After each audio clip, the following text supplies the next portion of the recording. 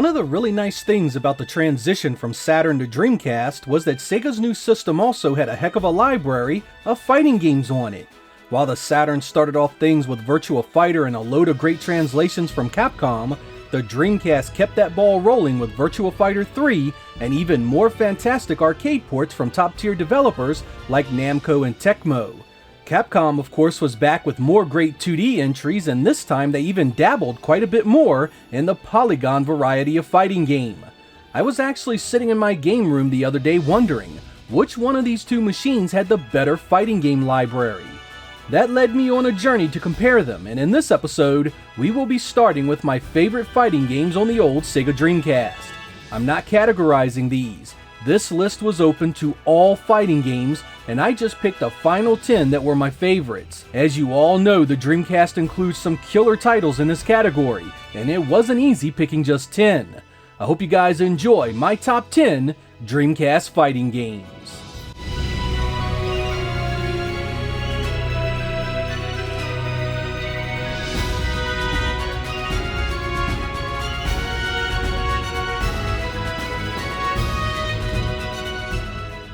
VIRTUA FIGHTER 3 Team Battle here catches a lot of shit on the Dreamcast. It wasn't arcade perfect, it wasn't done in-house at Sega, and it was released right around the same time as SOULCALIBUR in Western territories.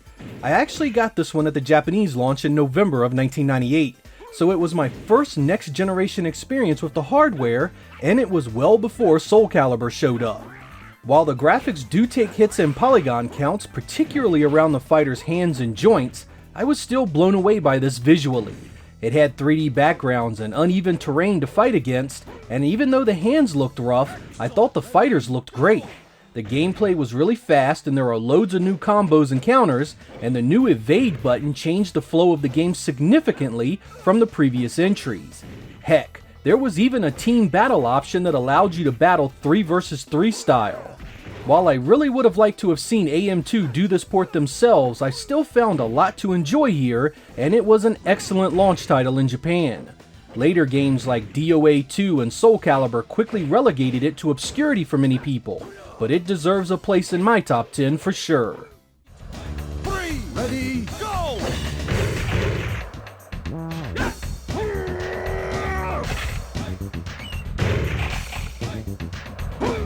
Excellent!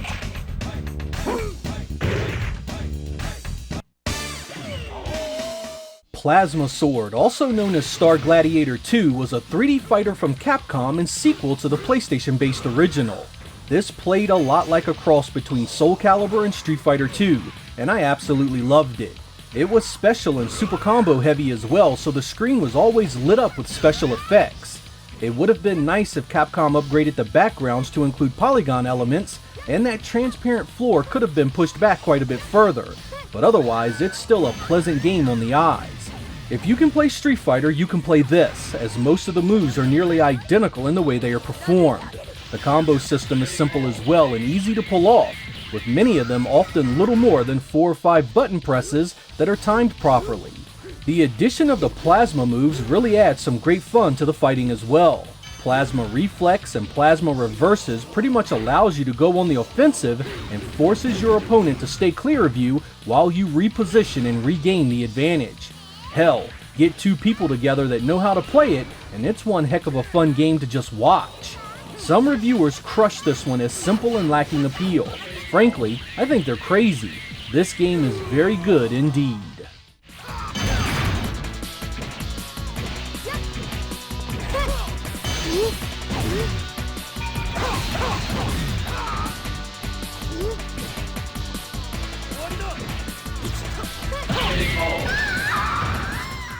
Everyone is familiar with the King of Fighters 98. It's one of the best games in that series and was a force to be reckoned with in every category. In 1999, SNK did a special version of it just for the Dreamcast, called the King of Fighters Dream Match 1999. And what a version it was! They added silky smooth 3D backgrounds, animated cinemas, and even gave it Neo Geo Pocket functionality. The end result is a gorgeous 2D game that plays great. I love how the 3D backgrounds add tons of depth but still manage to look hand-drawn. I mean, these stages still look cohesive and the polygons don't stick out as obvious as other games of that era. It also has around 40 playable fighters, giving it an incredible amount of replay value. You won't be mastering all these different styles anytime soon. The advanced and extra modes return, and it plays as well as the original in every aspect. You can also play both tag team and single matches, so no matter which formula you prefer, it's got you covered. Neo Geo ports on the Dreamcast were typically of high quality, but this one goes a step further with the nice change in visuals that enhance the presentation instead of looking out of place. Dream Match 99 could easily be higher on a list like this, and I wouldn't blame you for thinking so.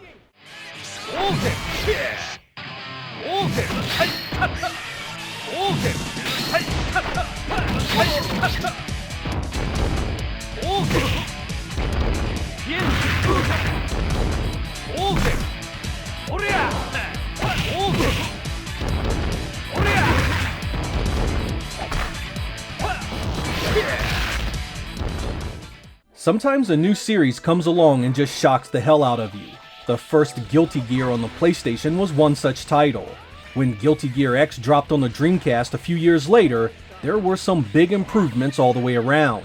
The majority of the 2D fighting games had been stuck in low resolution for a long time at this point, but Guilty Gear X here pumped out some gorgeous visuals at twice the resolution we normally saw. Add in impressive animation, a rocking soundtrack, and some half-decent gameplay, and you have a game that deserved being talked about. The story is batshit crazy and hard to follow unless you deep dive the media outside the game, but the gameplay more than makes up for it. Most of the moves and supers mirror the games you are used to playing, though the 4-button interface does take some adjustment. The tension system that governs the super meter is also really cool, basically awarding aggression and punishing retreat and inaction. There's really nothing quite like it on the platform, and when you have this pumping out to a VGA CRT, you have one of the prettiest 2D games of that entire generation. I never cared much for the background design, but otherwise this is a great one to have. It was only released in Japan.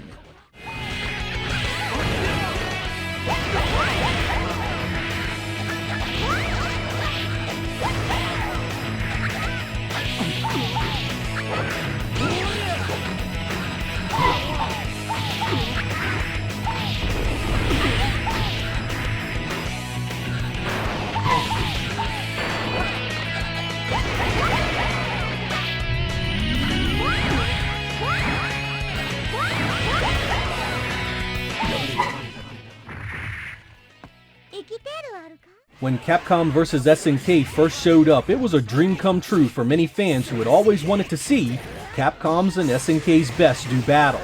So when Capcom vs. SNK 2 came along, it was more of a good thing. There are some changes here that are mostly for the better. The new ratio system allows you to build a better balanced team than before, and the new groove subsystems let you play each fighter similar to the different games they come from, and changes things like the ability to dash, air block, and roll. And oh my goodness, are there a ton of guys here to choose from. You get the Street Fighter and King of Fighters entries, as well as some others from the likes of Samurai Showdown and Vampire Savior. I love the presentation here, and it has lots of new backgrounds and fighter designs that look really nice. The new 6-button gameplay replaces the first 4-button interface, and it's nice to have back. To tell you the truth, this series has been long overdue for a new entry. These Dreamcast versions were very solid titles and easily deserving of a top 10 showing.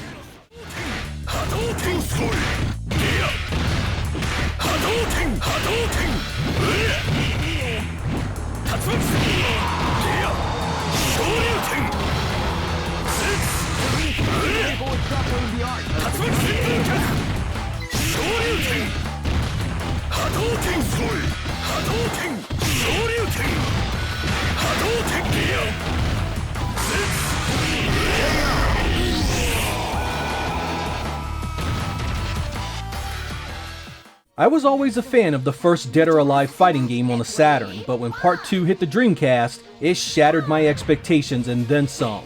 It is an absolutely stunning game visually here. These polygons were pretty much flawless at the time of this game's release. The models looked great, the backgrounds were detailed, and it all ran at a blistering frame rate that never wavered. The multi-tiered arenas were a joy to fight across, particularly when a battle was so fierce it dropped level by level until you hit every possible platform to fight on. There were plenty of modes to choose here as well: story, time attack, survival, tag battle, team battle, and even a sparring option just to improve your skills. Tecmo really upped their game in the art and visual appeal of this one. These women are as sexy as they are deadly, and even the guys have a varied look that makes each one stand out. The gameplay uses a rather unique counter system where you can throw aside literally every single attack if you time it correctly, opening up your opponent to vicious combo or juggle attacks. Add in the wider range of throws and you have one of the faster 3D fighters of that era. It appeared on other systems as time went on, but it was on the Dreamcast that you played it first.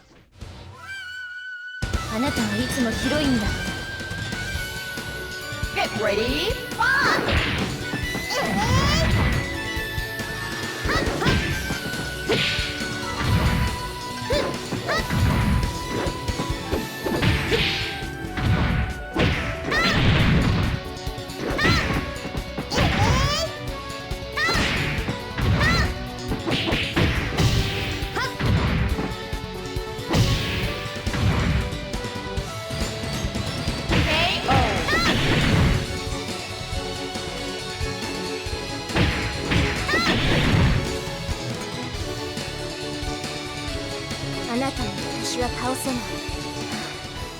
The Dreamcast version of Street Fighter Alpha 3 was not the first time I played it, but it was no less an impressive version. It has pretty much all of the features of the original PlayStation release and looks nearly identical to the arcade, sans some extremely quick load times. There are a ton of options here to choose from. Arcade, versus, team battle, training, survival, dramatic, and world tour modes are all here for maximum replay value. It was quite possibly one of the most feature-rich Street Fighters Capcom has ever released. The changes from the previous Alpha title were also significant. Gone is the auto block, and the new ISM system allows you to play like previous entries in the franchise. The roster swells to include a ton of new fighters, and the design of each one is true to the series in every way. The only thing that stinks here is that the reverse dramatic battle of the Saturn version is nowhere to be found, a feature we wouldn't see show up again until the PSP release years later.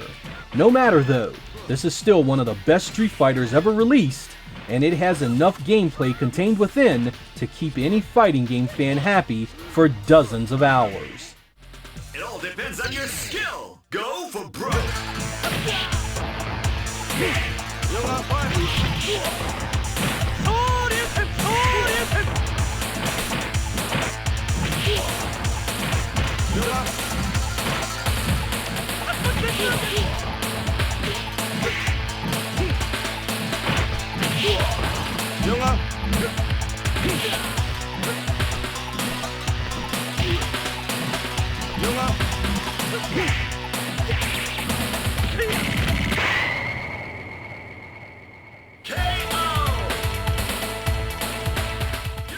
The Japanese are known for crazy stories and concepts in games, and Project Justice is no exception.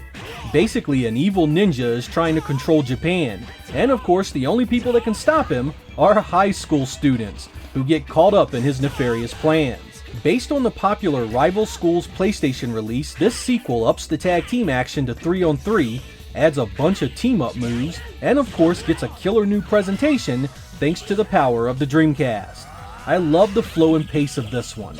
It's the best of the Street Fighter Versus style gameplay, and the unique supers are tied to each student's gift, such as sports and music, and have a great offensive and defensive variety. Some moves dole out crazy damage, while others provide buffs like life replenishment.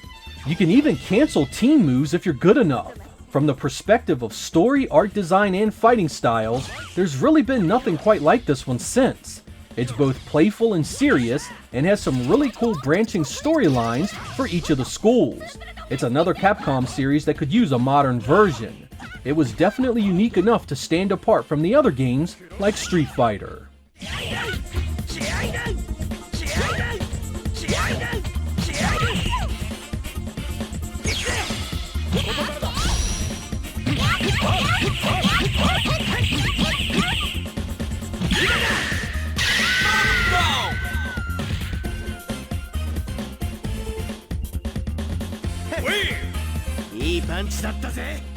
You guys know it, you guys love it. I mean, how could you not? Marvel vs. Capcom 2 was the maturation of years of Versus titles when it was released. The 3-on-3 action was filled with insane combos, special attacks, and the best of the Capcom and Marvel universes. The 3D backgrounds looked great, and the special effects never looked better. It was a system showpiece when it hit the Dreamcast, and you couldn't play it anywhere else at the time. Hell, it would be years before a PlayStation 2 and Xbox version even showed up, adding to the appeal of the Dreamcast edition. It pretty much has all of the things that made previous entries in the series so much fun. You can do team-up super moves, tag in and out at will, and you even have different type of assist moves you can use from your off-screen teammates. It was flashy, easy to get into, and absolutely loaded with fan service at every level. The only thing I disliked here was the music, and I know, sacrilege, but I just didn't like its jazzy, upbeat nature, nor do I typically like lyrics in my game music. Since most of you loved it though, that makes Marvel vs. Capcom 2 easily one of the best fighters on the platform all the way around.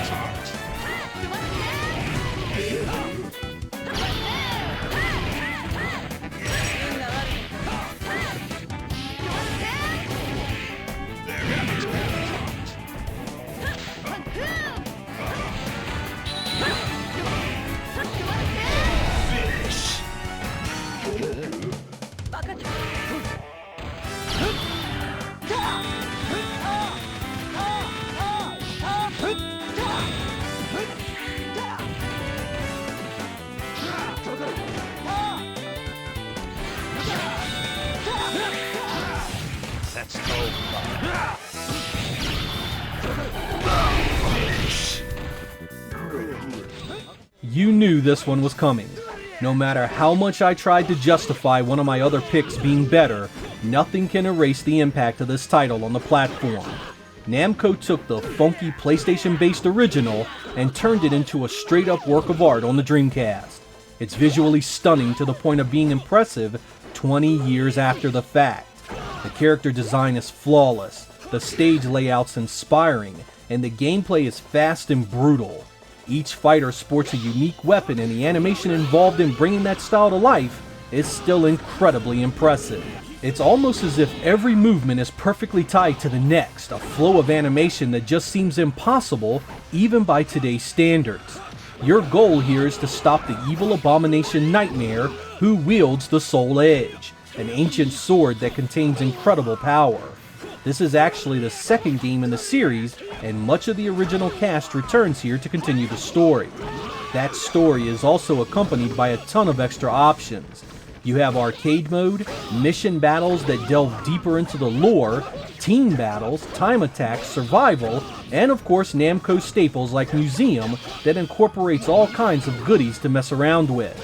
The only real weakness I could possibly give this one is that it lacks the bigger rosters of other games coming out at the time. But honestly, this is a weak critique when you consider just how well each fighter is designed and their stories told. This was one of Namco's most powerful and long-lasting releases, and it's still my favorite game in the series. Hooked to a VGA monitor in 2020, it's still nothing less than breathtaking. Versus Inferno. Battle 1, fight!